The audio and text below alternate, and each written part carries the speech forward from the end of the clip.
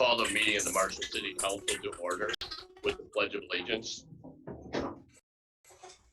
Pledge allegiance to the flag of the United States of America and to the republic for which it stands, one nation, under God, indivisible, with liberty and justice for all. I'd like to welcome everyone here this evening, both here present as well as the council members that are participating at a distance, plus the audience members that are watching online, as well as we have an overflow room next door where there are some individuals there also. Mr. Mayor? Yes. As just a housekeeping suggestion, could I recommend that if people aren't preparing to speak, that they mute? That'll take care of some of that mouse talk that's in the background. Thank you, Craig. Yep. You were anticipating what I was going to say, so great. So and that's a good opportunity to take just a minute before we proceed with our meeting, that we are operating under the emergency procedures.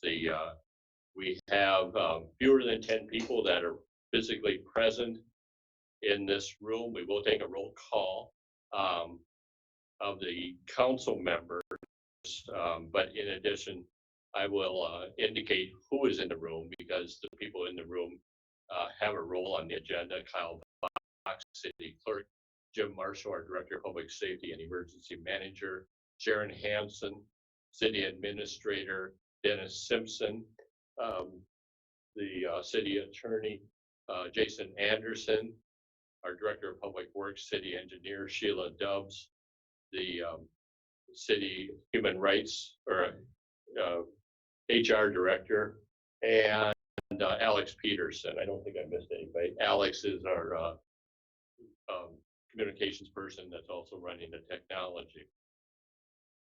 As Councilmember Schaefer said, for the council members, and anyone else online, we do ask that you mute your devices, whether it's a phone or a computer, until you are speaking. That will reduce the reverberation. With that, we also, I also acknowledge this is an unusual meeting procedure, but we do have an agenda that we will need to go through because the city continues to operate and we continue to have business to take care of, so the work of the city will continue. We just need to be, at times, probably have some patience and be a little gentle with each other as we move through the technology that will enable us to get through this agenda. I will move us then to a roll call, and I'll ask City Clerk Kyle Box to take the roll call. Mayor Burns. Present. Craig Schaefer. Present. Steve Meister. Here and accounted for. Glenn Bearford. Unmute your phone.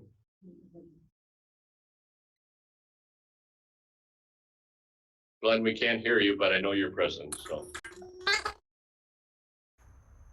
Okay. Kramer. Present. Russ Labatt. Present. And James Lazinski. Jim.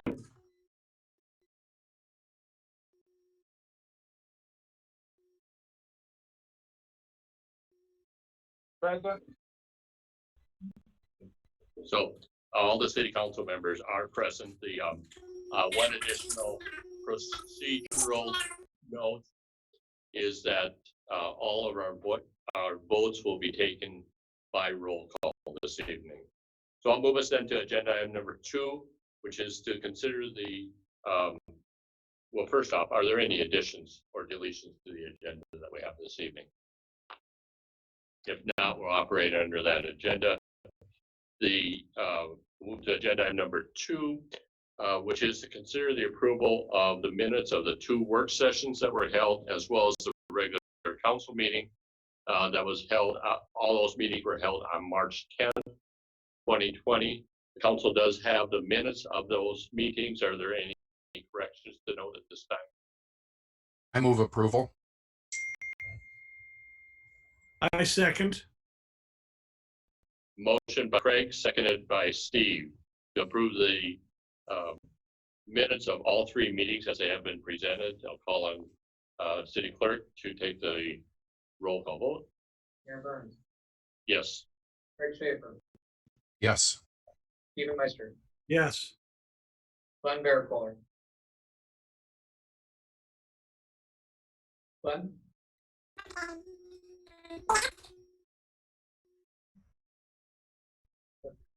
So That- that- Yes. you That put- was a yes. Okay. John Kramer, Yes. Russ Labatt, yes. and Jim Lozinski.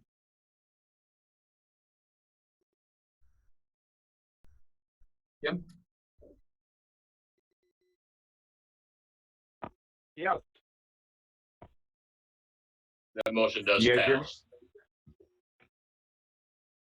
Motion does pass. All were in favor. We'll move then to agenda item number 3. This is the scheduled date and time for the public hearing on the South First Street reconstruction project. We will have a public hearing on this. Obviously,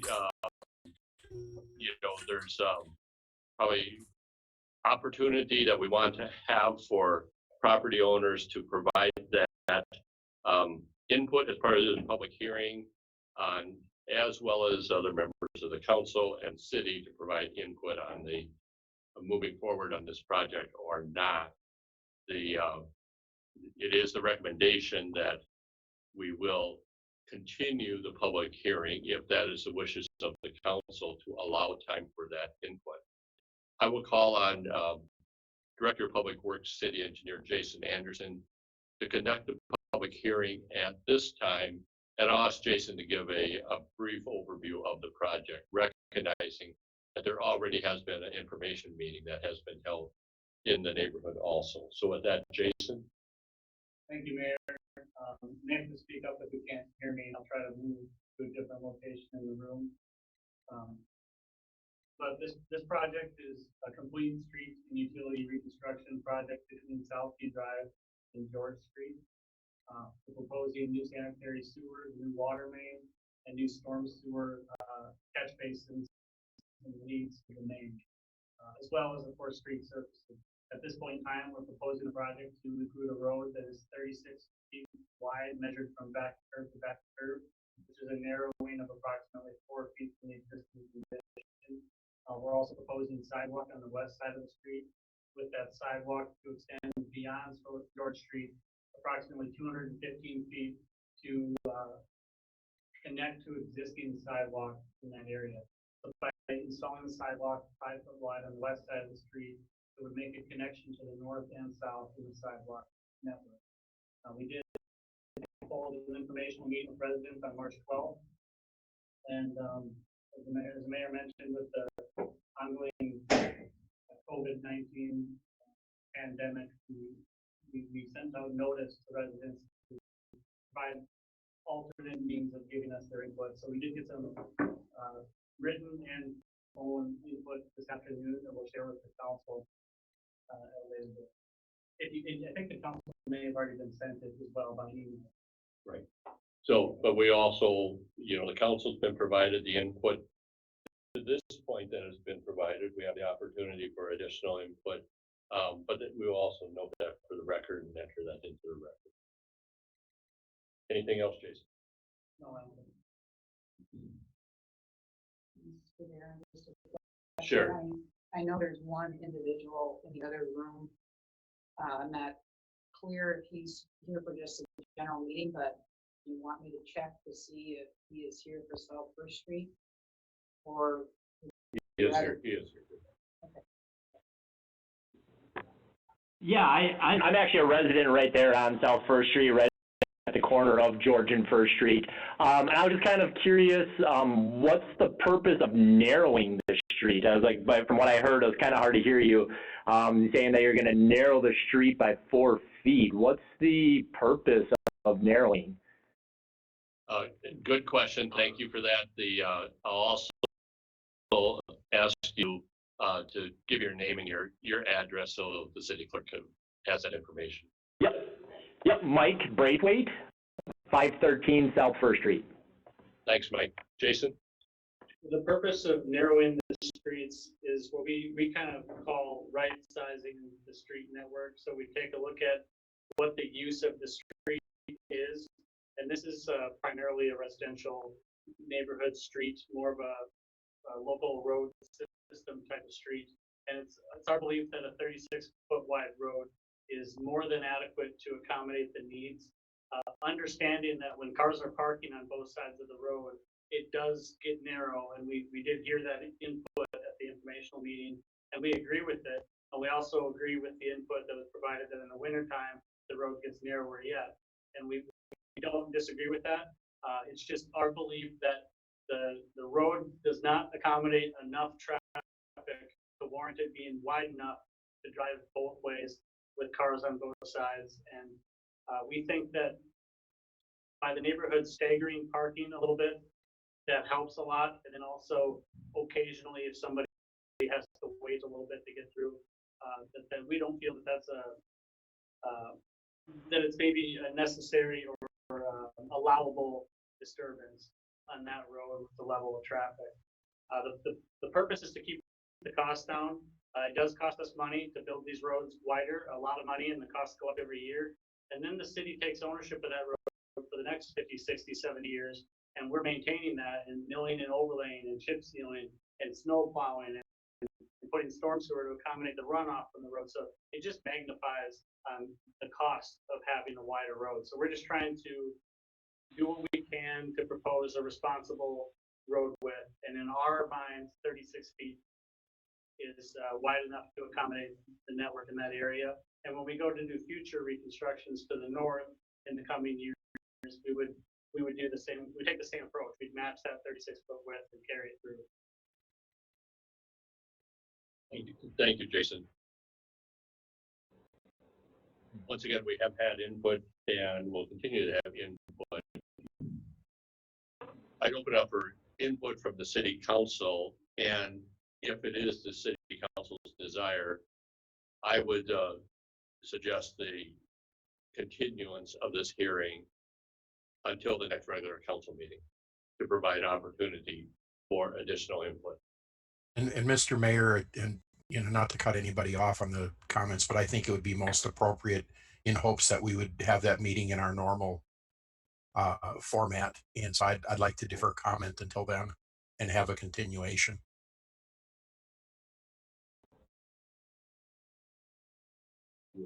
That's the motion, Craig. I'll second it. Yeah, I'll make that a motion. Motion by Craig, seconded by Jim. Now discussion. John? Just a question, Jason. You talk about the cost savings. Roughly, what is the cost of that extra 4 feet wide strip that we're talking about? You got an engineering estimate? Rough number, maybe $35,000 to $40,000, and that would be assessed to the property owners, as well as split between the property owners and the city. I would say that following our assessment policy, if the project goes forward with that additional cost would fall under the cost share between the city and the property owners to be assessed. Recognize there also as part of the input, there was a petition. You want to address what petition? Yeah, this afternoon we did receive a petition, and I didn't get a chance to still see some of the likes, but there was a number of residents that petitioned against the sidewalk addition on the west side. And that's also some of the input that we received in writing today and late this afternoon, mostly related to the sidewalk, or a lot of comments related to the sidewalk. And they don't need it. They want the street width the way it is, but no sidewalk. Any other discussion on the motion to continue this public hearing? Mr. Mayor, Russ, please. I too was at the meeting on March 12th with the public, and a couple of concerns. Jason has already brought them up, but they also had concerns with the children playing, and traffic has to wait at times now, and it doesn't make any sense to narrow the road, especially since you go south on South First Street and it goes back to a 40-foot road. And then it's going to be 36 feet wide only for a short period of time. Then it goes back to a 40-foot road. And I think I sent to all council members about 4:45 or 4:40 this afternoon, a letter that I had received from Ed Carberry opposing the project. That should have been in your emails, and I'm sorry, it's you probably don't have that, but that will be presented probably at the next meeting. My other question, and Jason, I apologize for not calling and asking this. When we open up new developments, what's the width of the streets? Well, the width of most of our streets currently today, for these residential streets, is 40 feet wide, and that was kind of the old standard. Essentially, that's the old state aid guidelines. So when you build a state aid route, you follow the state aid rules, and that was always the guidelines historically, was 40 feet for local, 44.5 for collectors. That's changed. I mean, now the state aid guidelines, if this was a state aid route, we would probably get paid for 28 feet of width.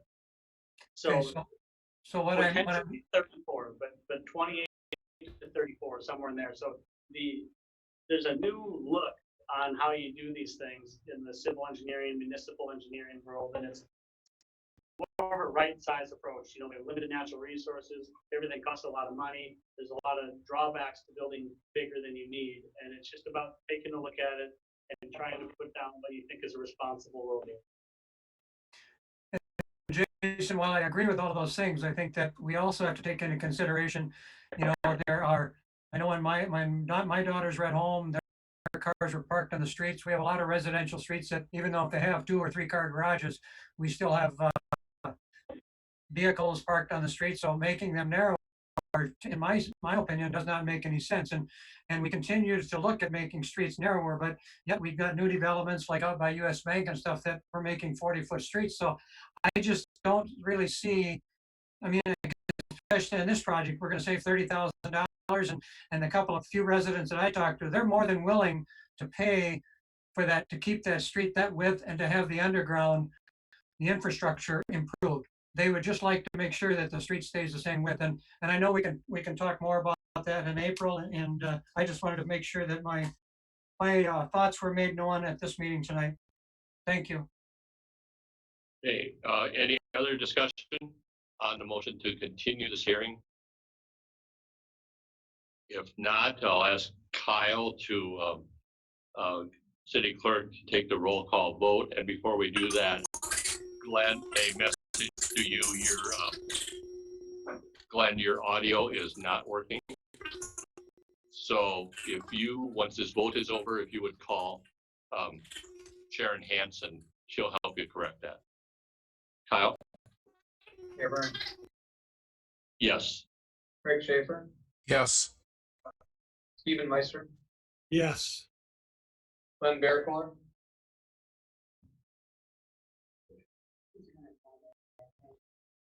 Move on. Don Kramer, Yes. Russ Labatt, Yes. and Jim Wazinski. Yes. The motion does pass. We will get Glenn's vote when he comes back. So that hearing is continued to our next regular council meeting. We hope we'll be back into our normal meeting location by that time. We'll move then to the next agenda. This will be consider the award of bids. We have several to consider this evening. First off is a professional services agreement with TKDA for engineering, architectural, and planning services at the airport. This was considered, I believe, by the airport commission also, and recommending its approval. Jason Anderson. Thank you, Mayor. As you mentioned at the March 3rd commission meeting, we did review this RFQ that we received from TKDA. We did solicit proposals last month. They were due on February 28th. We only received one proposal. That's all right with us. TKDA has been our airport consultant for probably over 30 years. We've been very satisfied with the service that they provide. They're very responsive. They're a quality airport engineer, and we like to work with them. They answer our questions. They don't bill us for frivolous things. They keep building the projects only, and we really appreciate their help on a regular basis. So attached, you've got a professional services agreement with TKDA, the 5-year agreement. What this does is it allows us to bypass the FAA requirement to seek RFQs on every single project we do up there. This allows us for this 5-year period to say, TKDA, give us a price, and we can go forward. So that's the purpose of this. We're very comfortable with recommending. Craig Schaefer, thank you, Jason. Craig Schaefer is our liaison to the Airport Commission. Craig, do you have anything you want to add at this time?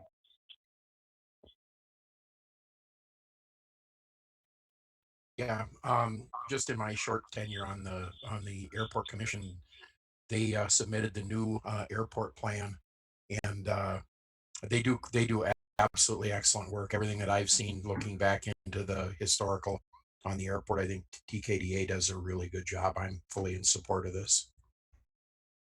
Thank you, Craig. Any questions from the council on this recommendation? Mr. Mayor, Yes, My- Steve. my question, and it's just a point of clarification, and I looked in the schedule of hourly billing rates document and our attachment there. Their notes are overhead costs shall be calculated at the direct hourly rate times TKDA's audited overhead multiplier rate of 167.87%, which just seems kind of large to me. I'm wondering if that's the industry normal. Yeah, I can respond to that. And I would also comment that I spoke with our attorney about some of these questions too. He had some of the same concerns this afternoon. I'll note that overhead rate went down from last year, or the last 5-year proposal we had, that was 172. Very common is what's uncommon about this is that they list the hourly rates with a multiplier. Most companies will just give you the already multiplied rate, and it's well in line to have a 2.5 to 3 times multiplier on staff rates and engineering work. That percentage is kind of shown as just, I don't even know why they show it, to be honest, because they're actually going to take the rate multiplied by 2.95. That's what we'll pay for hourly.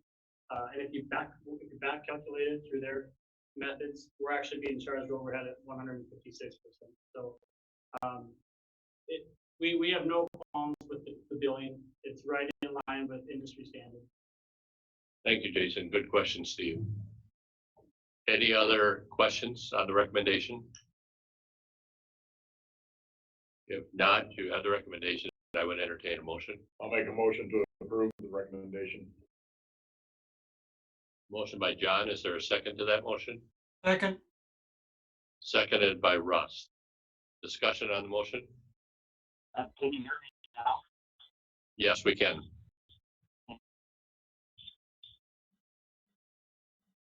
Any other discussion on the motion? If not, we'll do a roll call vote. Kyle? Mayor Burns, Yes. Craig Schaefer, Yes. Stephen Meister, Yes. Glenn Bearcooler, Yes. Connie Kramer, Yes. Russ Levette, yes, Jim Lozinski. yes, The motion does pass. Just going back to our last vote, Glenn, you had stepped away, but I assume you voted yes to continue the Yes. public hearing. Yes, I did. Thank you. We'll move then to the next agenda item, which would be to consider the chip sealing on various city streets. We have a resolution that would accept a bid and award the contract. Once again, Jason Anderson. Thank you, Mayor. Received bids on March 17th for the chip sealing project. We do this every year. What's different about this year is we received 5 bids. That's abnormal. We've never received more than 3 since I've been here, so that was good. Low bid was from Pearson Brothers of Hanover for $116,347. They have not worked in Marshall before, but we did a little bit of research and calling around, spoke with them. We feel very comfortable with their abilities to carry out the contract. This is well under estimate, and we would recommend to award. Jason, do you want to make a comment on the streets that are proposed to have the chip seal are fairly recent overlays, and you're following the current engineering guidelines, then that's the proper time to do the chip sealing to extend the life of that overlay. Yeah, correct. These are recent reconstructions, actually, is one of the things I would correct on that. So on our recent reconstruction projects, we've been trying to inch up and seal coat them sooner.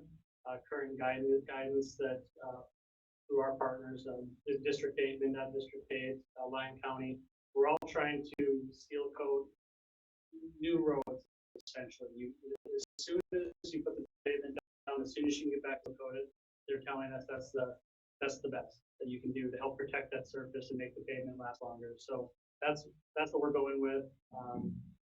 We believe in it too. So you'll see us seal coating roads that have recently been reconstructed, like Michigan Road out in Commerce Industrial Park, North 7th Street, Saratoga. So that's what we'll be. That, question, in the past, we've, always, obviously taken the lowest bid or whatever, but then they coded as much up to the budgeted amount as feasible. Is that basically your plan again for this year? Yeah, I believe that's how we have the resolution written, to give us the flexibility to add routes if we need to. I'm not ready to tell you that that's our intention. This is the street department line item in their budget. We may find other ways to allocate the resources with more patching on the striping or something. We haven't sat down to work that out, but I would ask for that flexibility if we identify a different location to see if that is what we've done in the past. Okay. What I expected, actually. So. Other questions from the council?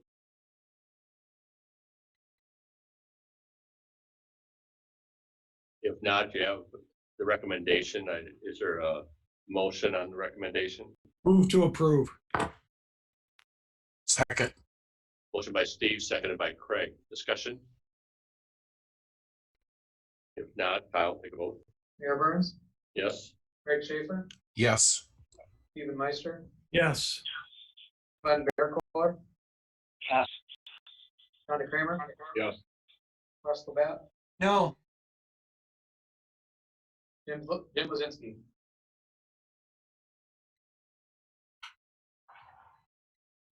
Jim Lozinski, No.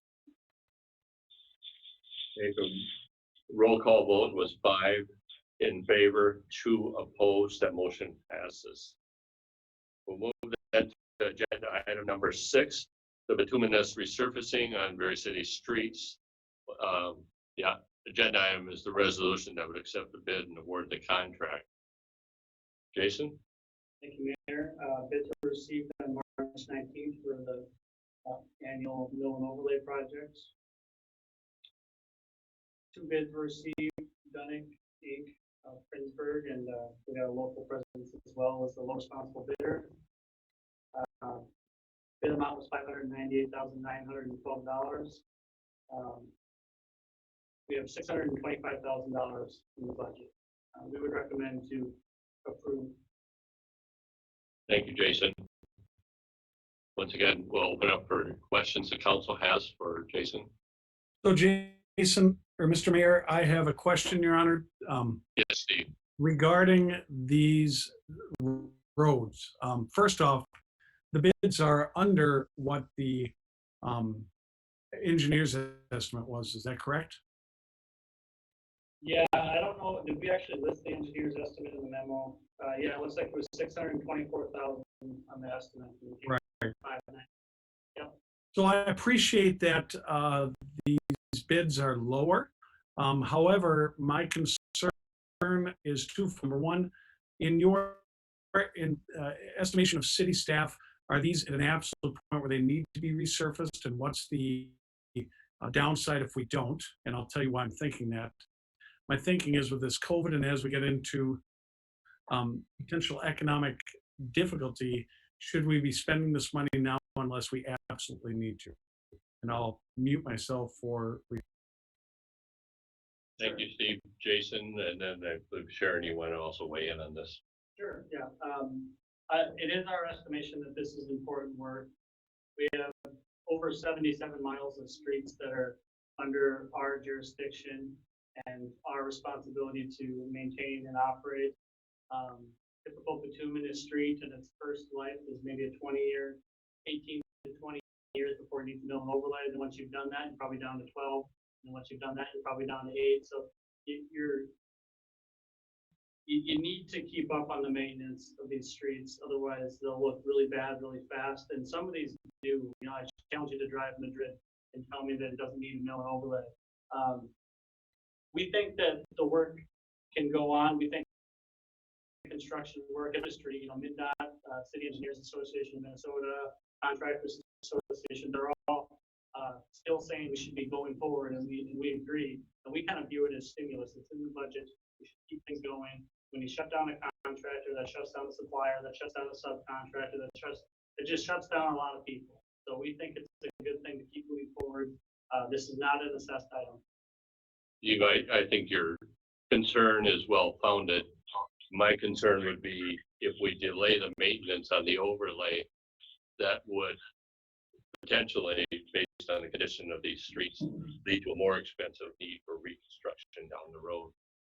And I think the other point I would make is one of the reasons that these streets in particular are deteriorating is because of the winter conditions and the excessive moisture that we had a year ago and in the summer of 2019 that really did some real damage to especially some of our older streets. Sharon? I just want to inform the council that I have gotten complaints specific to Halliburton Circle and the condition of that road. And this has been an issue that was brought up to me probably in the last year. The individual brought this up with the engineer in the last several years. The individual is in the audience next door. I'm not sure if he wants to comment on this, but I just want to mention that on his behalf, he may want to speak to it as well. But we communicate that to the council. Okay, thank you, Sharon. Other input from the council? Can I say something? Glenn?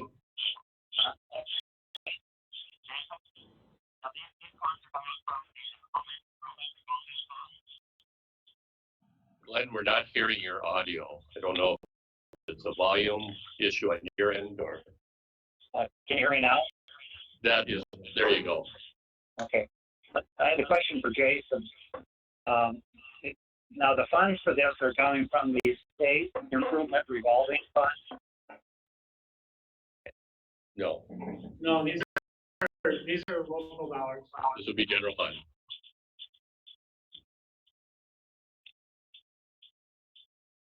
Glenn?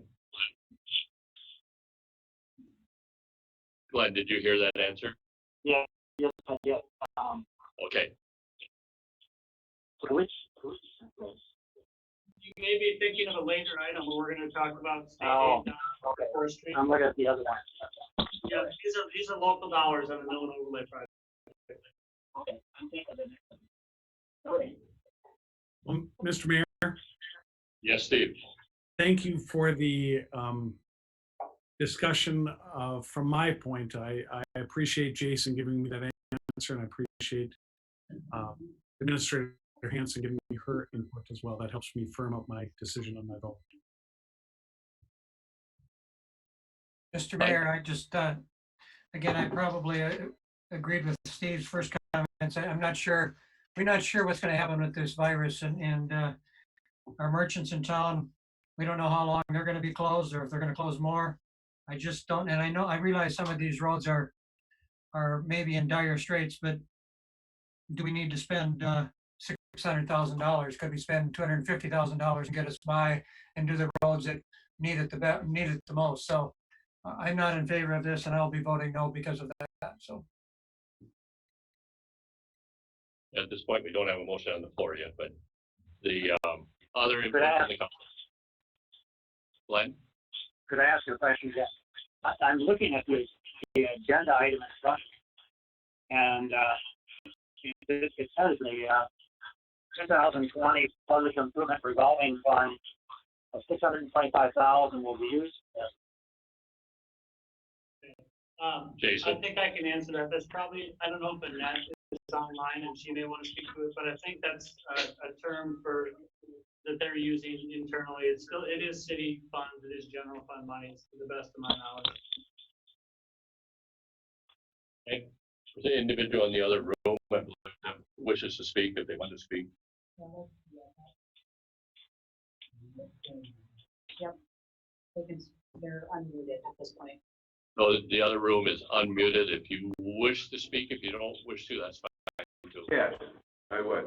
This is Greg Taylor, and I've been asking the engineering department for a couple of years for them to look at Halliburton Circle. It was put in approximately 2001, and we own the property around the circle, and it hasn't been redone or chip coated or whatever you call it. Nothing's been done to it since it was put in. And it is very, very, very, very bad. Now, I don't know how many streets are involved. I heard what they said, but I don't remember what it is in this situation.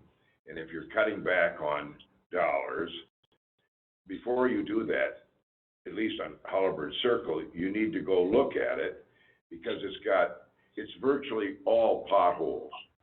And there isn't that much through traffic at all. It's just the people that live there in those 412 plexes. But the dumpster trucks, I think, is the problem. And there are gigantic 2 foot by 3 feet potholes in that street. It's at it. And somebody made a comment earlier, I think it was Jason, that they do overlays, they do chips, they do sealing, they do this, they do that during this 18-year period until they need to be resurfaced. Well, I don't think it was done. And it's shot now. It's real bad. And so before you cut out all the money on this request, maybe you should all go look at all these different streets. If they're all as bad as Halliburton Circle, you need to spend the money. I don't know what the others are like, unless it's north. Thank you. Thank you for your input, Greg. Other input from the council? Mr. Mayor, Jason, anything you want to respond there or comment? I would concur with Mr. Taylor. It's in horrible shape, and dedicating the mill and overlay dollars and the chip seal dollars is one of the more difficult tasks we have. If you were to fund the mill and overlays to the point that you're really taking care of the streets, now we used to say $1 million a year, but now it's probably more like 1.2 to 1.4. So when you try to determine which road gets it, which one doesn't, it can be a difficult decision a lot of times. So you can take a look at this property or this street in Weston though. Yeah, this street is in very poor shape. Okay, other input from the council. Jim Lozinski here. Yes, Jim. Madrid Street is also in bad shape, but I also understand what Russ is saying. Coming from the private sector right now, it's a little worrisome of what the economy is going to do, but I do realize this money is in the budget for this year, so I think we could address it this year, but it's a budget item we're going to have to look closely at next year to see how we come out, and we may come out of this in August just fine, April. But I'm torn on the vote here. I will support it because these streets are in bad shape, but I think we need to be wary next year as we look at stuff that this is a place that we could maybe save some for our private sector. That's all. Thank you. Thank you, Jim. Any other input from the council? If not, you've heard discussion. We don't have a motion on the table at this point. I would entertain a motion. I move to approve. second. Motion by Craig, seconded by Steve. Discussion? If not, Kyle, would you take the vote? Aaron Burns, Yes? Craig Schaefer, Yes. Stephen Meister, Yes. Glenn Bearcooler, Yes. John Kramer, Yes. Russ Labatt, no, Jim Lozinski. Yeah. The motion, there's 6 in affirmative, 1 opposed. That motion does pass. We'll move then to the consent agenda. I'll read off the items that are on the consent agenda this evening. They include the declaration of surplus items from the Public Works Department, authorization of city staff to apply for various grants to be utilized for an inclusive playground, consider the approval of declaration of the official intent regarding the reimbursement of expenditures with the proceeds of tax exempt bonds, consider the approval of declaration of the official intent regarding the reimbursement for the expenditure with the proceeds of tax exempt bonds. The second one, identical, different bond. Also consider the approval of temporary 3.2% malt liquor license for Marshall Baseball Association. Consider the resolution calling for a public hearing on the street reconstruction plan, tax abatements, and issuance of bonds. And then finally consider the approval of the bills and the project payments. Items on the consent agenda that any member of the council wants removed for purposes of separate discussion. Move to approve consent agenda as written. Second. Motion by Steve, seconded by Craig. Discussion? If not, Kyle, will you take the vote? Mayor Burns, Yes. Craig Schaefer, Yes. Stephen Meister, Yes. Glenn Bearcooler, Yes. John Kramer, Yes. Russ Labatt, yes, Jim Lozinski. Yes. The motion does pass. We'll move then to agenda item number 14. Consider the request for a conditional use permit to have an apartment in a B2 Central Business District at 326 West Main Street. For those viewing that are not on the council, the description of this property is the former Marshall Hotel building on Main Street. At this point, Sharon, is the applicant still, the applicant is the city, but is the developer still interested in moving forward in this time, or is he asking for additional time for the city to consider this? I have not had communication with him since this hearing. Attempts have been made. It's not a negative on any part in terms of interest. It's just the time slipped away with everything else that's going on.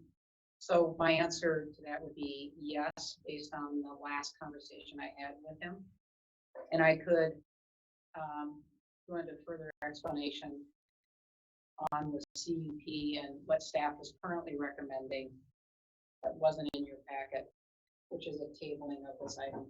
The reason I asked that question is, this was considered by the planning commission, and then the planning commission is not recommending moving forward on this conditional use permit. The decision is the council's. However, in the time since the planning commission and this meeting, obviously there's been many concerns that have been come up nationally and state regarding the pandemic. So that was my reason for my question, is whether or not this developer wishes to just put a pause on this question, or if he is interested in us moving forward with a decision this evening. One of the reasons we had the city apply for this, that if this developer did not go forward, that the city could entertain other developers as an applicant to the CUP. So if this particular developer doesn't go forward, approval of the CUP would present an opportunity for other developers. However, we have some new issues with this that wasn't true at the time of the hearing. And Jason, this is actually your agenda item, so. No, that's fine, and Sharon's got the relationship with the developer. That's information I can't provide, but I would just say that there was considerable discussion at the planning commission meeting about parking and lack of parking downtown. That was the driving force behind the vote. There was folks that turned out against that. One piece of information that we did add to the memo that wasn't in the planning commission memo is that parking is going to be required for any use of that building. If you're going to get full utilization of all 3 floors, even the permitted uses like office for downtown would require 40 parking spaces as opposed to the 20 that the apartment use is going to require. So there's something for the council to consider, that if you're going to get full utilization of 3 floors of this building, parking is going to be an issue, period, whether it's an apartment or a permitted use in the district. Thank you, Jason. So if I want to just kind of add to Jason's statement, when we talked about issues that have come up, parking obviously is an issue. The economic uncertainty that has unfolded in the last week in the community and the nation is another issue. Obviously, the city is looking at doing an incentive. Residential, the need for that may come into question now, just based on what's happening with the pandemic. It's potentially that housing study that we were relying on, it may not be as valid as we originally thought. And the third item that has come up since then, actually just came up this morning, is we got a few more questions on structural foundation between the city hall property and the hotel property as well. And this isn't the 1964 foundation, it's actually the 1914 foundation. Some of those remnants are underneath, below here, and that could cause some future issues to City Hall. Mr. Mayor, let me also just mention, I know that we have a couple members of the public next to us, and I did inform them that likely our recommendation as staff is to table this. However, they may still wish to speak. I know one of the individuals had a written out statement. So I don't know if you wanted to entertain that yet tonight or not, but just wanted to make you aware of that. Okay, thank you. Before we go there, let me turn to the council first. Input from the council. Mr. Mayor, Steve? I'm always interested in economic stimulus and development, but there are, as noted, a lot of uncertainties, and the biggest one is not only the current pandemic, but more importantly is that 1914 foundation issue. That's a big deal. So that may change things. So I'm not going to make the motion until we wait, but I'd be all in favor of tabling this until such time as we have more information. Any other input from the council? Mr. Mayor. Craig? Yeah, I agree with Councilman Meister on the foundation issues, and I think that as we deal with the parking issue, that's something that we have to deal with as a council and a city, to get some term to it beyond just this building. I mean, every time we talk about development expansion or improvements in the downtown area, there's always a parking concern, and I think we just need to develop the plan and an understanding of how parking works. And some of it is schedule, time of day. Different uses of the buildings have different demands at different times of the day, and I think we just need to take a more holistic look at our parking and get an understanding of how much of the proximity is required depending on the type of use. So I'm also in favor of tabling and pushing forward, pushing out on this. Other input from the council? I'll make a motion to table it. Second. Motion by Russ, seconded by Craig to table. Discussion on the motion. Jason, let me turn to you. Can you review the time period that we would have before a action would need to be taken one way or another, given that there is application that is pending? 50 days for date of application to move the CUP or deny the CUP to act on it. We can, so that would put us at the April 14th meeting, so we can go to that meeting without doing an extension. We can extend by 60 days according to statute. And that can just be done, I think, with a written notice from staff to ourselves, I guess, in this case, and also informing our developer. So let me go back to Russ. I believe you made the motion. Your motion is to table until April 14th. That is correct. And that is in agreement with the second, Craig? Yes. Okay. So the motion on the table is to table until April 14th. Discussion on that motion? Mr. Mayor, Yes, Steve. do we need to get input from the audience members in the other room? We certainly could. You know, the motion is to table, so if they have input on tabling or if they, so we can do that. Go ahead. Alex, can you unmute the phones next door? Is there anyone in the overflow room next door that wishes to speak? My name's Al Gregg, and I'm the former owner of most of the buildings in the block that we were in, and now the banker, so I'm very concerned that wise decisions continue forward. That is one building that is very large. It goes all the way to the alley.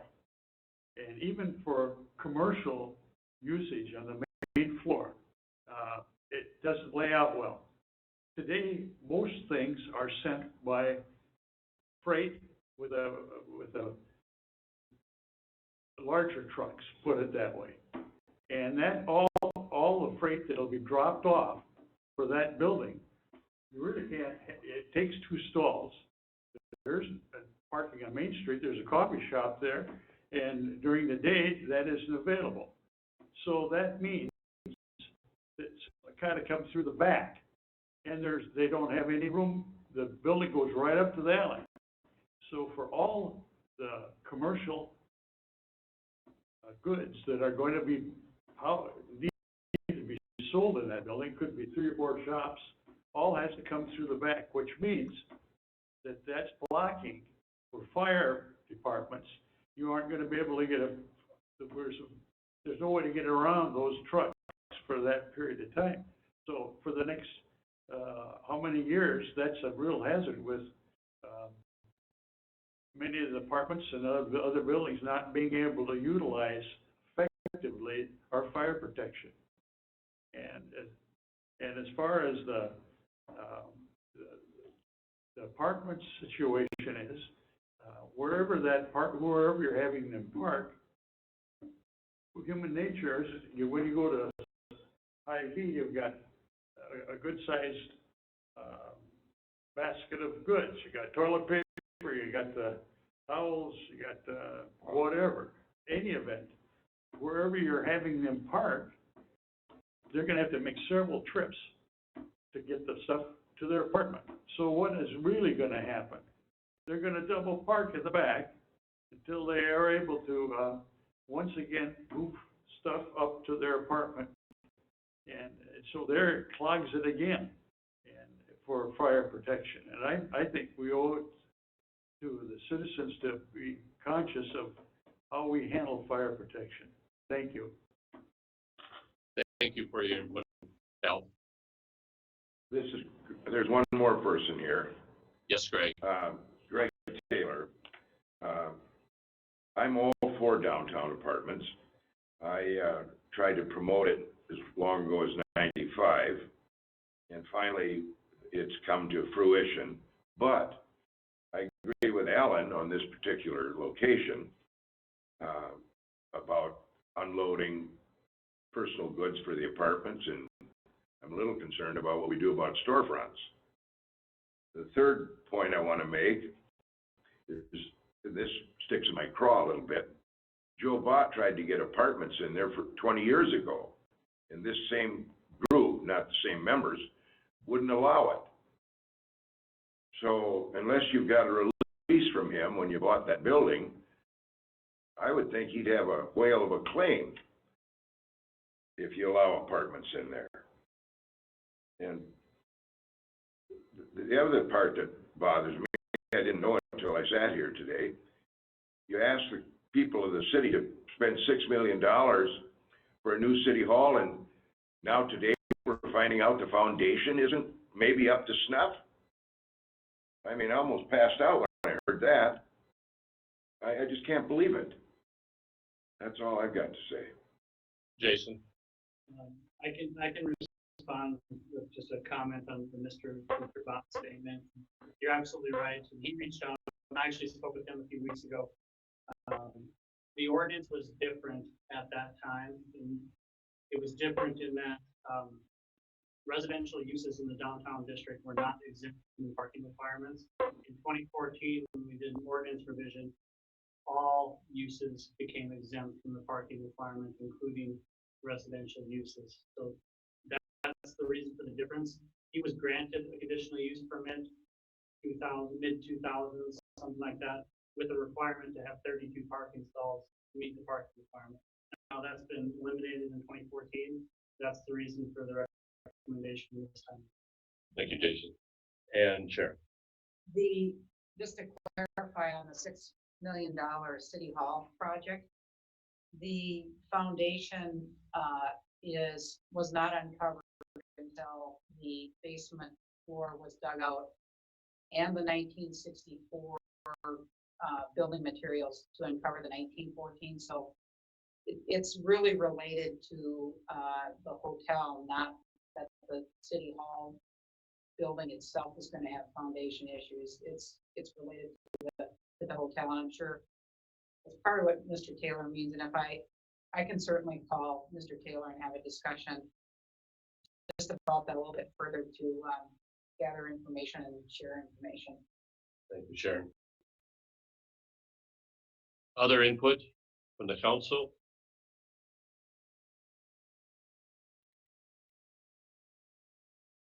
If not, no other discussion on the motion. Kyle, will you take the vote? And just to clarify, the motion is to table until April 14th. Mayor Burns, Yes. Craig Schaefer, Yes. Stephen Meister, Yes. Glenn Bearcooler, Yes. John DeCramer, Yeah. Russ Labatt, Yes. Jim Lozinski. Yes. Yeah. And the motion does pass. Agenda item number 15, the South 4th Street reconstruction project. We have a resolution for the municipal state aid system at 2020 advance plans. Jason? Thank you, Mayor. This is largely a procedural item. As we know, South 4th Street is a state aid route. That means we've designated it that way. That means it's eligible to use this wonderful pot of money of municipal state aid funds. By passing this resolution, you're allowing us to ask the state aid finance office to release funds to help cover a portion of that project. We're still going to follow the special assessment project with South 4th Street. All the utilities, storm, sanitary, water are all going to chip in and pay their part, along with the residents in the city. We're just going to use the state aid monies to help cover the city. We would recommend to approve. Because unlike South 1st Street, which was previously discussed, South 4th Street is a collector street, so it's on the Minnesota state aid system. So it would be eligible for these state aid funds, which actually are funds that do come from the gas tax. Right. And they're funds that are currently available, already have been collected in the past.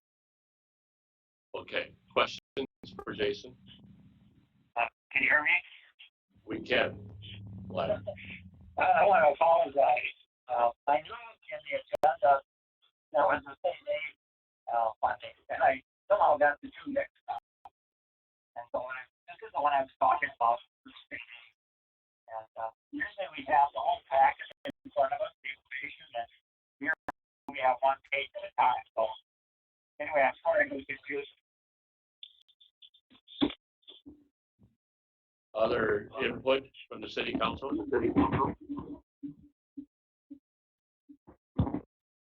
I'll make a motion to approve the recommendation resolution. Motion by John. Is there a second to that motion? Second. Seconded by Craig. Discussion? If not, Kyle, will you take the vote? Mayor Burns, Yes? Craig Schaefer, Yes. Stephen Meister, Yes. Glenn Bearcooler, Yes. John DeCramer, Yes. Russ Labatt, Yes. Jim Lozinski. Yes. Motion does pass. We'll move then to agenda item number 16, consider the approval of the memorandum of agreement between AFSCME and the city of Marshall. This relates to a position in the wastewater treatment facility. I'll call on Sheila Dubs, Human Resources Director. Thank you, Mayor and Council. This evening, I'm requesting your consideration and approval of a memorandum of agreement with AFSCME that amends Appendix A of the union contract, which is the wage schedule. First, I'll highlight why we're requesting this change, and then I'll explain how staff proposes to implement the change. Our laboratory specialist at the wastewater treatment facility has submitted a resignation with his intent to retire on May 29th of 2020. Whenever we have a vacancy in a position, we review the job description prior to posting the position and starting a recruitment process. The wastewater treatment facility superintendent, Bob Moore, and director of public works city engineer, Jason Anderson, did perform a review of the job description to determine that a revision was necessary to the minimum and desirable qualification sections. The essential functions of the position remained essentially the same. The changes to the qualification sections were significant enough to warrant a reappointing evaluation by our Hague consultant. That consultant reviewed the position description, resulted in a decrease in the points from 281 to 238. That decrease in points did move the position to a lower pay band on the wage schedule, which has an impact to the AFSCME union agreement, which is specific to Appendix A.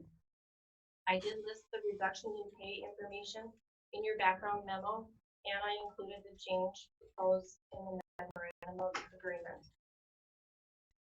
We do anticipate a brief transition period of 2 weeks or less, where our current employee will begin training in a new employee.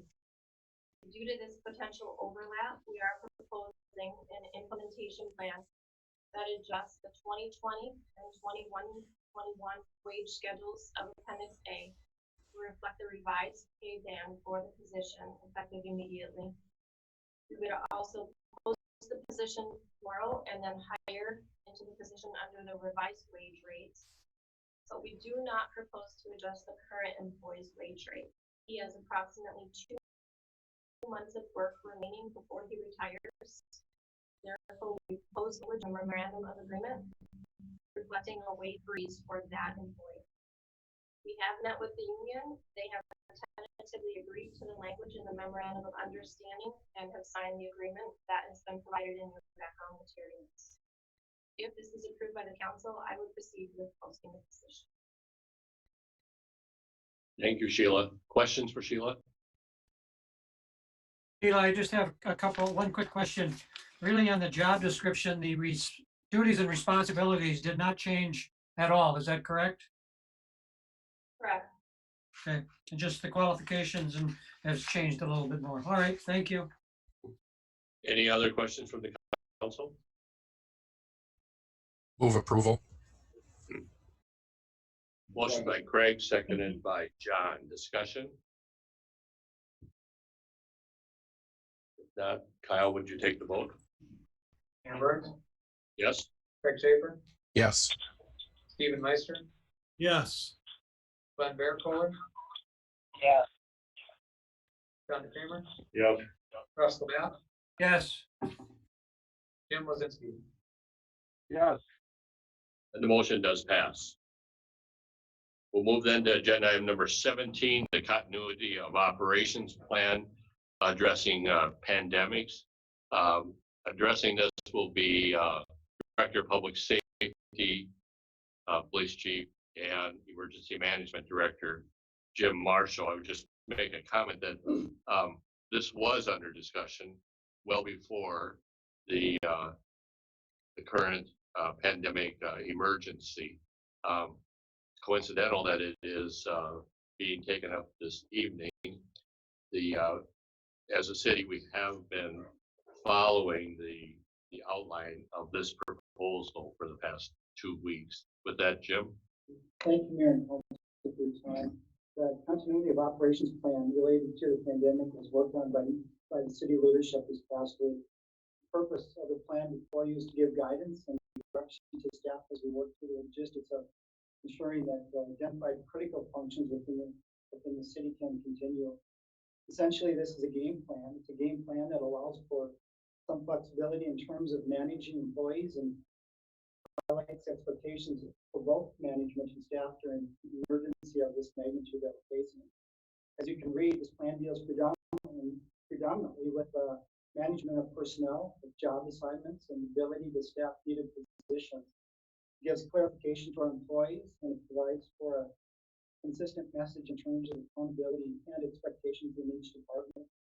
Included in this plan is the World Health Organization's global pandemic phase spreadsheet, which helps determine which or when the COOP plan, as we'll call it, would be activated in conjunction with the City Council's declaration of a state of an emergency.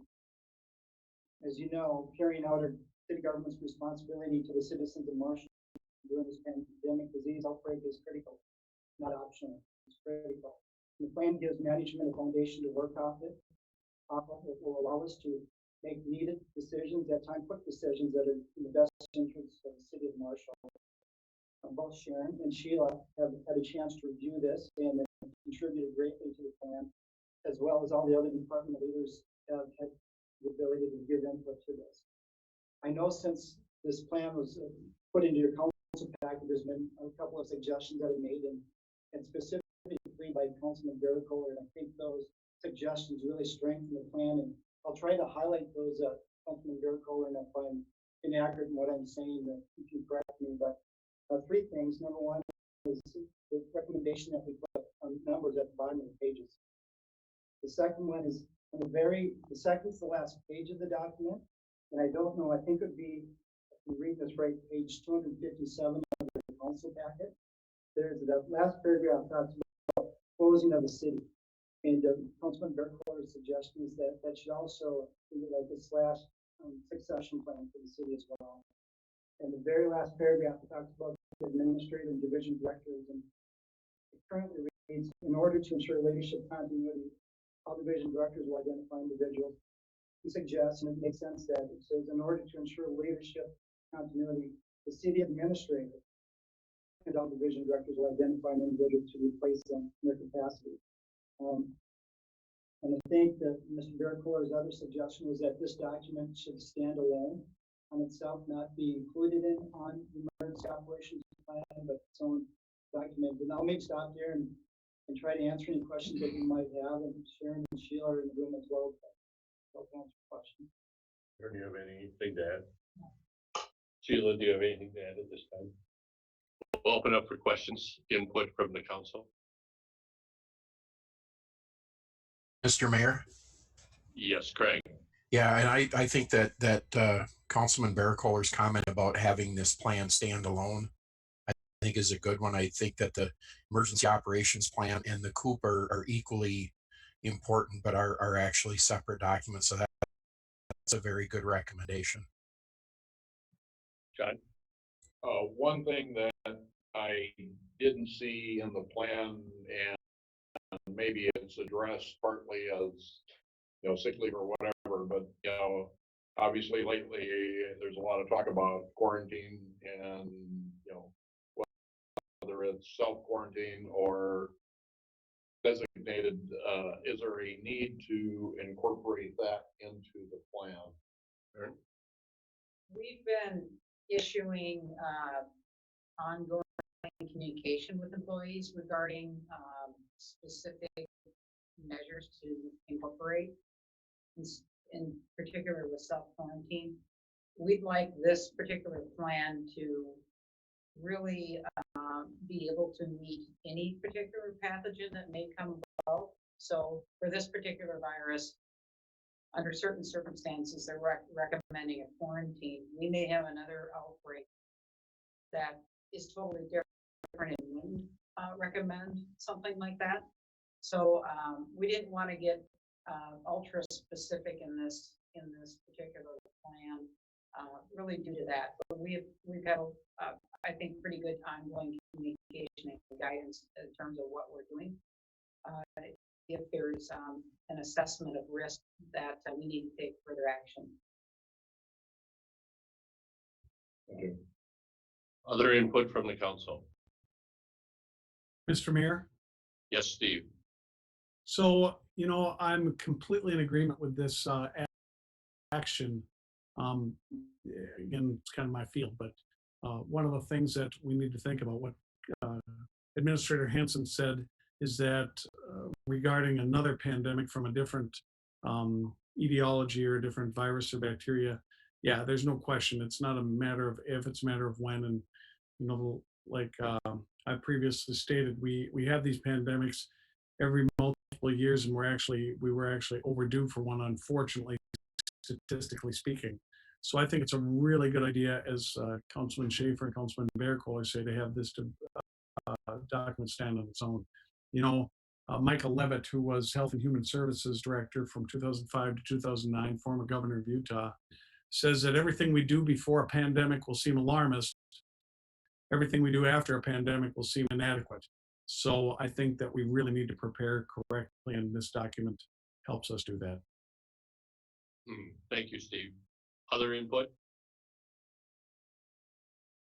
I would entertain a motion on the continuity operations plan. So moved. Second. Motion by Steve, seconded by Craig. Discussion? Well, one piece of discussion I would just add and commend Jim Marshall as well as others that have worked on this. We should also acknowledge that other communities are requesting this information. Communities including New Ulm and Worthington and Wilmer and Granite Falls and Cottonwood and other communities. So this is something that all communities are certainly dealing with. We're no different than any other community, but fortunately, there's a well thought out plan that can be replicated in some other communities also. So thank you. Any other discussion on the motion? Just one thing, when you pass that plan out, make sure that they don't use it as your name here, and that they actually walk through it so that they understand the recipe and what it actually guides them to. Certainly. Good point. Other input, other discussion on the motion? If not, Kyle, will you take the vote? Burns, Yes. Craig Schaefer, Yes. Stephen Meister, Aye. Glenn Bearcoller, Yes. John DeCree, Yes. Russ Lobat, Yes. Tim Lizinski. Yes. Motion does pass. We'll move then to consider the annual adoption of the resolution declaring Sounds of Summer as a community festival. Are there any questions about this resolution? I'll move the resolution. Second. Motion by John, seconded by Craig. Discussion? Mr. Mayor? Yes, Steve. Again, the only thing that we need to do is I think it's a great idea and we need to plan for it, but again, I think we need to have a contingency. Just maybe hold off on it if the need arises.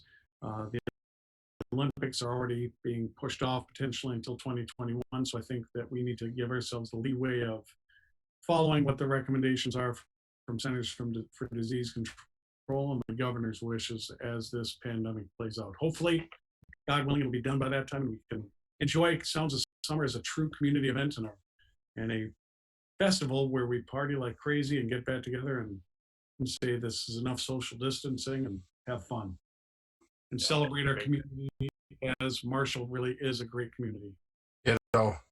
Very good comment, Steve. Any other input or discussion on the motion?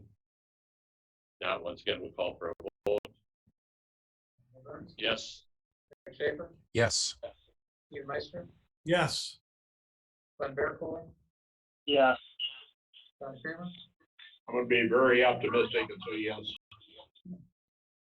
Russ Lobat, Abstain. Tim Lizinski. Yes. Motion does pass, 6 in affirmative, Councilmember Labatt abstaining. We'll move then to agenda item number 19, Commission Board Liaison Reports. Craig, let's start on your end. Nothing to report, Mr. Mayor. Steve? Nothing to report, Mr. Mayor.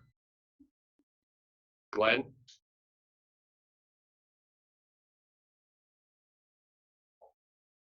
Can you hear me now? Yes, we can. The planning commission met, and you tell us that the agenda item tonight.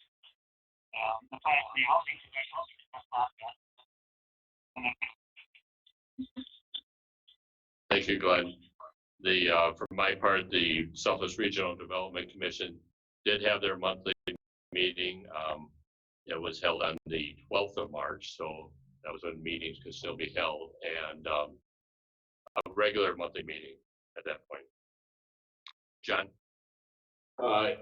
EDA did meet, and one of the items we reviewed was just pass along was the EDA report, the 2000 or the present report.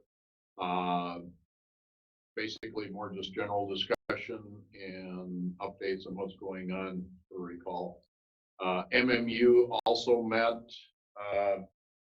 Just a point of interest maybe on 4th Street, MMU is taking a more determined look at the location of all the ducts. There's some major duct work that passes under that street, and they're taking very careful consideration in determining exact locations and distances down. So when it comes time for construction, we don't run into a problem similar to what they ran into in Saratoga, knowing about where it was, but not exactly where it was. So they're going through that. Last item regarding MMU, just to keep you informed, they are reviewing the applications for the general manager. The search firm is going to be doing video interviews on 8 individuals. And then those are going to be probably narrowed down to a select or smaller group to be interviewed personally, and that's probably coming up in the April time frame, roughly. There's a lot of ifs and buts on that, but you know, they're probably looking at about an April time frame to start some interviews. Thank you, John. Russ?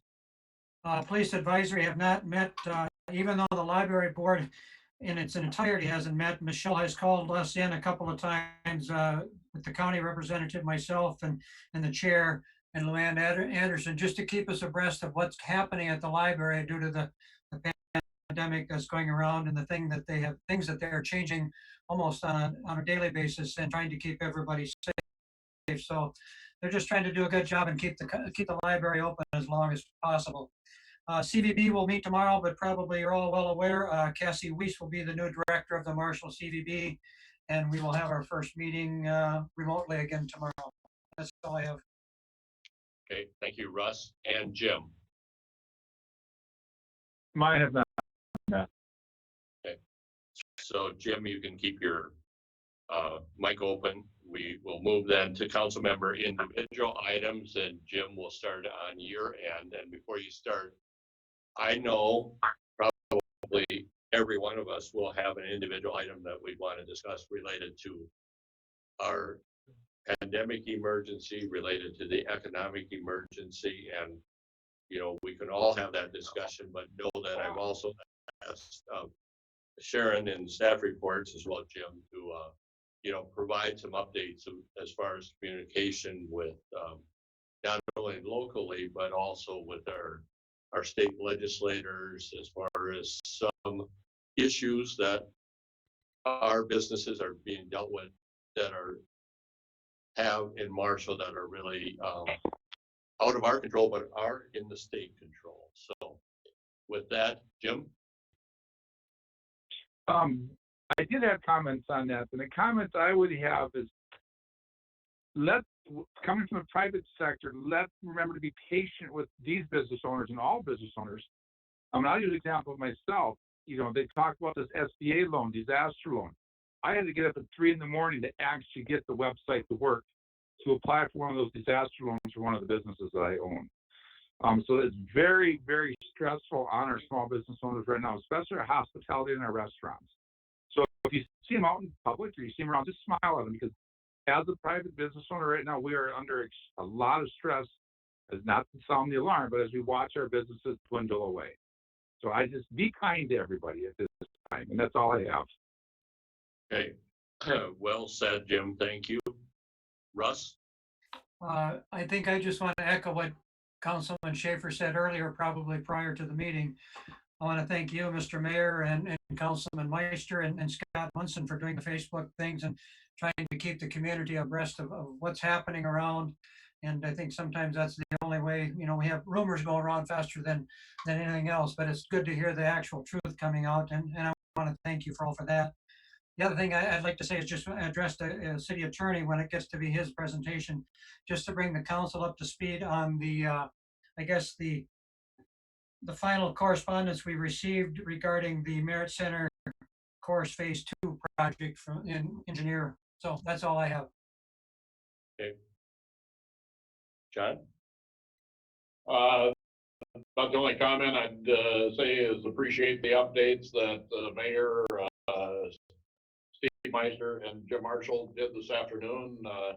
It's good to keep that information out there. One other item, just to note to the public, yesterday afternoon, the governor did put a moratorium on any renters evictions, so should be noted as well by, you know, since about half our population of Marshall is renter, it does not mean you don't have to pay your rent. You still want to make sure you pay the rent, but in certain cases where people have lost their job or whatever, there is a moratorium on evictions. Craig? Thank you, Mr. Mayor. Just one thought that I have, you know, one of the plans that Congress has is to put money in our pockets very shortly.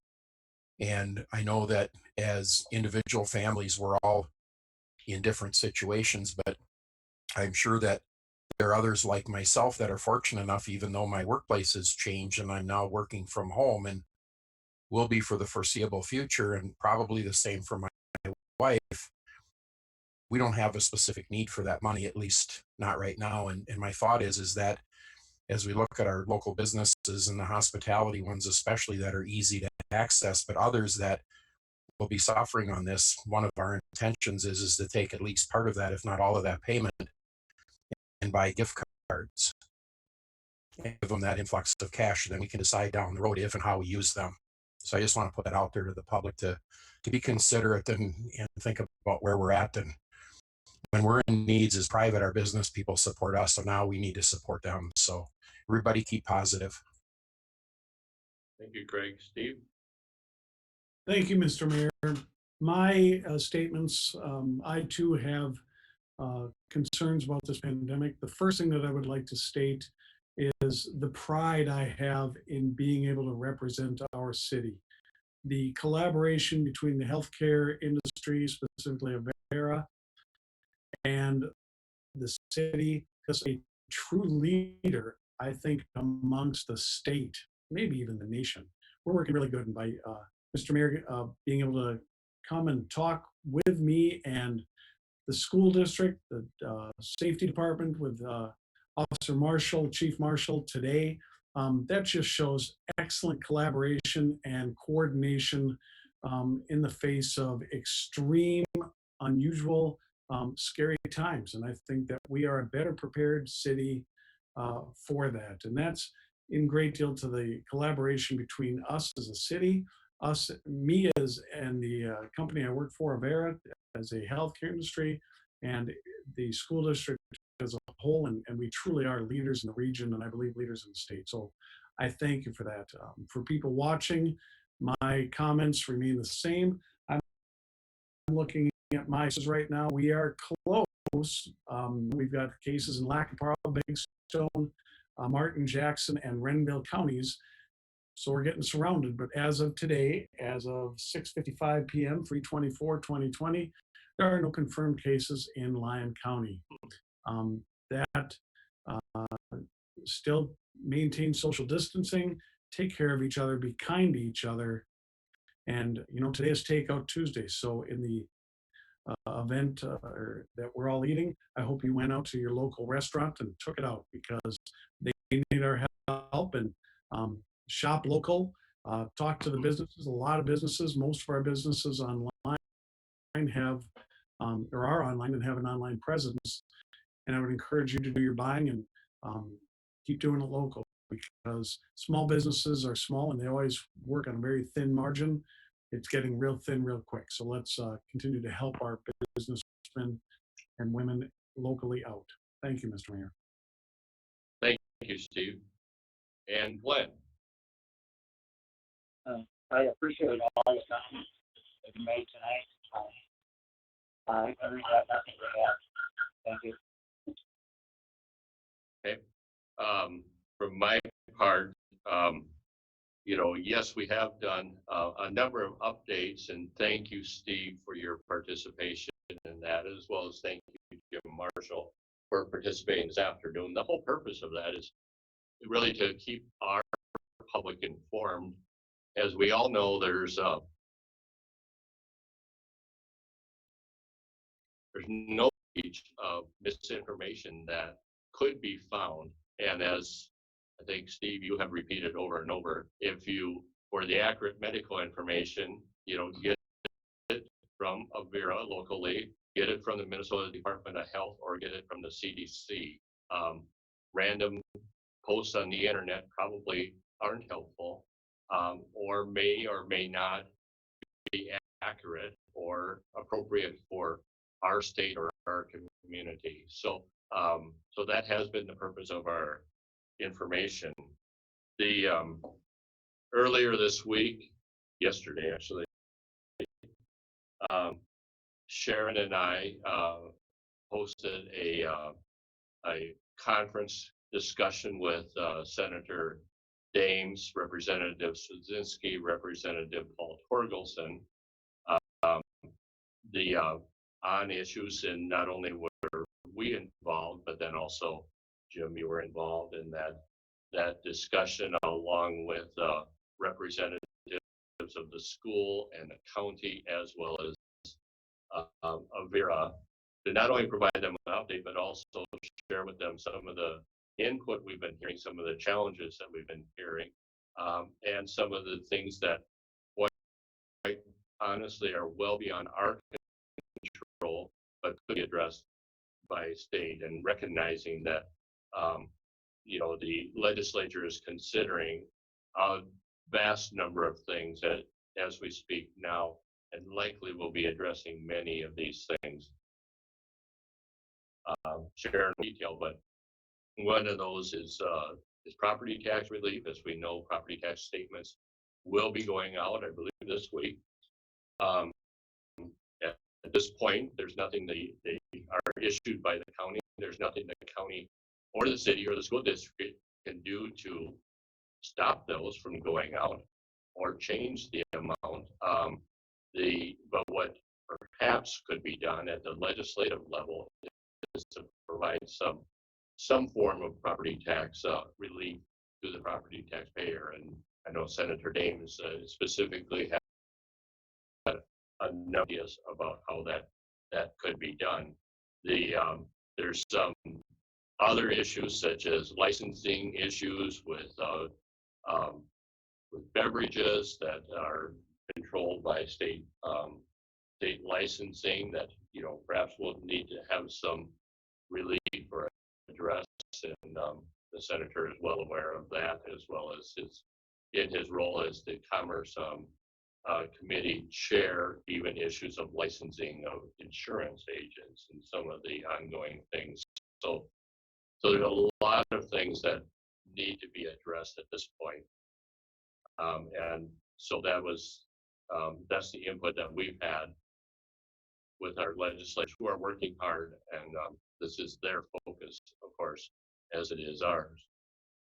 With that, there's probably a number of other things I could cover, but I'm going to turn to the next agenda item, staff report. Yes.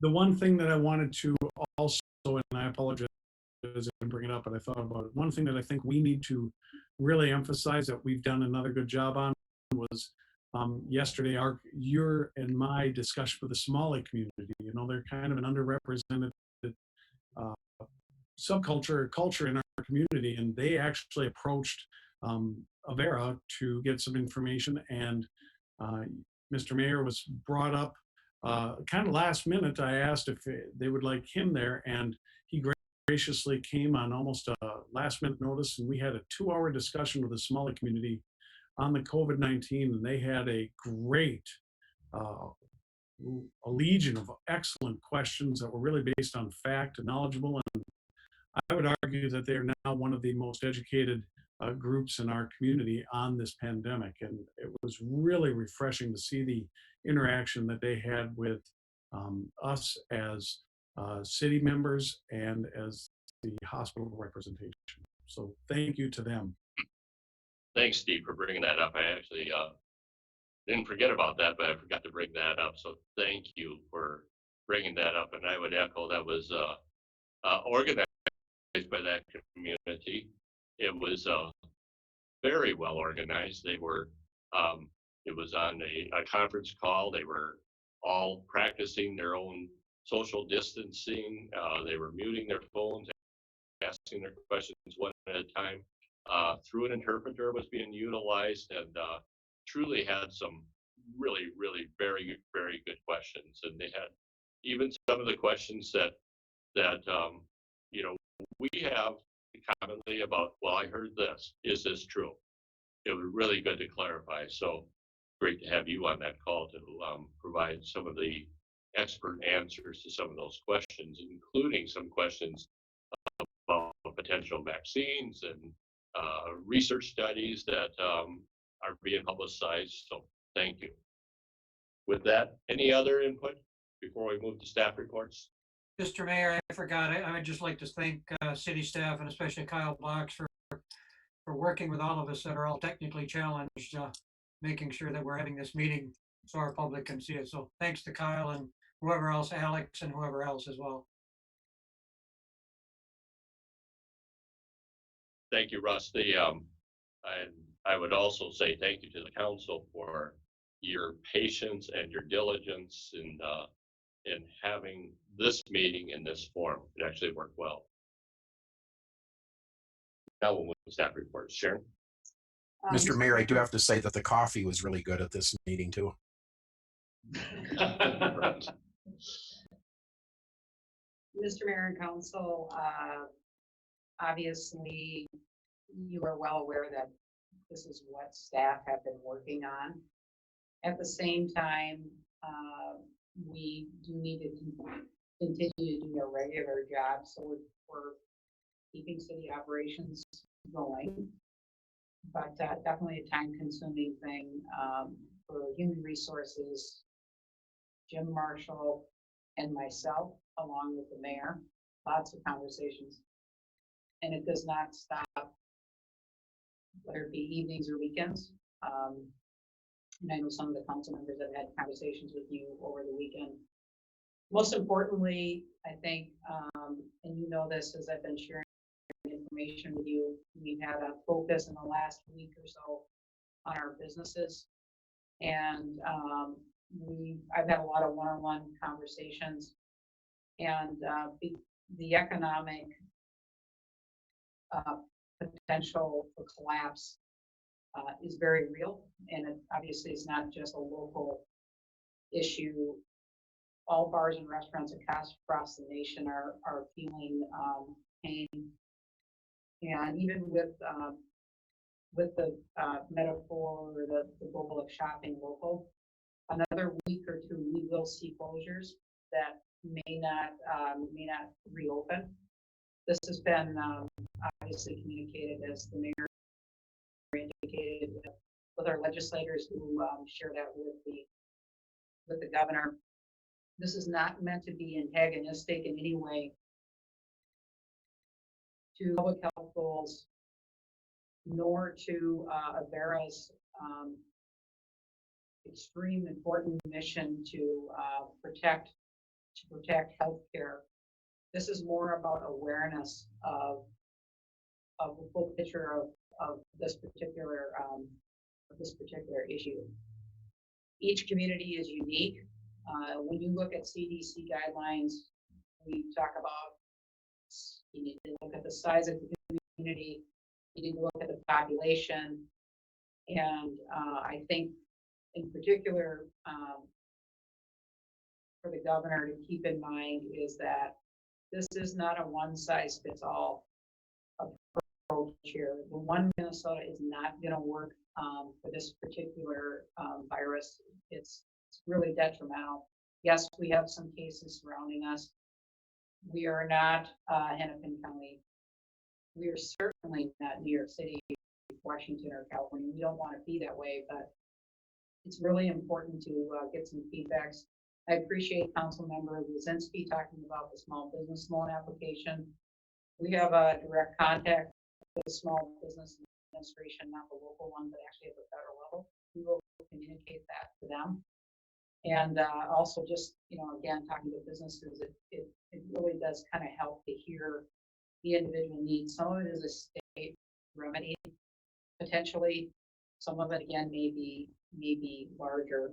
So I think it's just good to have a really good full perspective. One of the things that I mentioned to Councilmember Meister in my discussion with him last Friday evening was,